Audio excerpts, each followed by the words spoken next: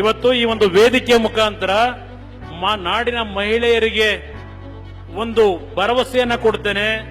ನಮ್ಮ ಪಕ್ಷ ಅಧಿಕಾರಕ್ಕೆ ಬಂದರೆ ಸರ್ಕಾರದ ವತಿಯಿಂದಲೇ ನಿಮ್ಮ ಕುಟುಂಬದ ಮಕ್ಕಳ ಶಿಕ್ಷಣಕ್ಕೆ ನೀವು ಮಾಡತಕ್ಕಂತ ಸಾಲ ಏನಿದೆ, ನೀವು ಖಾಸಗಿ ಪ್ರೈವೇಟ್ ಕಾಲೇಜುಗಳಲ್ಲಿ ಪ್ರೈವೇಟ್ ಸ್ಕೂಲ್ಗಳಿಗೆ 1 ಲಕ್ಷ 1.5 ಲಕ್ಷ ಡೊನೇಷನ್ ಕಟ್ಟಿ ಇವತ್ತು ನೀವೇನ್ ಕಾನ್ವೆಂಟ್ಗೆ ಸೇರಿಸ್ತಾ ಇದ್ದೀರಿ.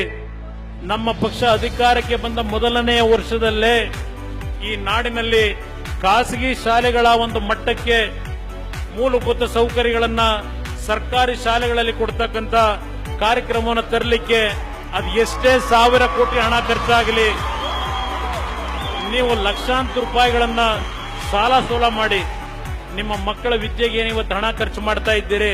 ಆ ವ್ಯವಸ್ಥೆಯನ್ನ ಕಿತ್ತಾಕಿ ಇವತ್ತು ಖಾಸಗಿ ಶಾಲೆಯಲ್ಲಿ ಕೊಡ್ತಕ್ಕಂತ ಶಿಕ್ಷಣವನ್ನ ಇವತ್ತು ಸರ್ಕಾರಿ ಶಾಲೆಗಳಲ್ಲಿ ಕೊಡ್ತಕ್ಕಂತ ಒಂದು ವ್ಯವಸ್ಥೆಯನ್ನ ಈ ನಾಡಿನಲ್ಲಿ ತರಬೇಕು ಅಂತಕ್ಕಂಥದ್ರ ಮುಖಾಂತರ ಈ ನಾಡಿನ ಮಹಿಳೆಯರು ಪ್ರತಿದಿನ ನೀವು ಜನ್ಮ ಕೊಡ್ತಕ್ಕಂತ ಮಕ್ಕಳ ಒಂದು ಶಿಕ್ಷಣಕ್ಕೆ ಪಡ್ತಕ್ಕಂತ ಯಾತನೆ ನೋವೇನಿದೆ ಅದೆಲ್ಲವನ್ನ ಸರಿಪಡಿಸ್ತಕ್ಕಂತ ಒಂದು ಯೋಜನೆಯನ್ನ ತರಬೇಕು ಅಂತಕ್ಕಂಥದ್ದು ಪ್ರಮುಖವಾದಂತಹ ಉದ್ದೇಶವನ್ನೇ ಇಟ್ಟುಕೊಂಡಿದ್ದೇನೆ.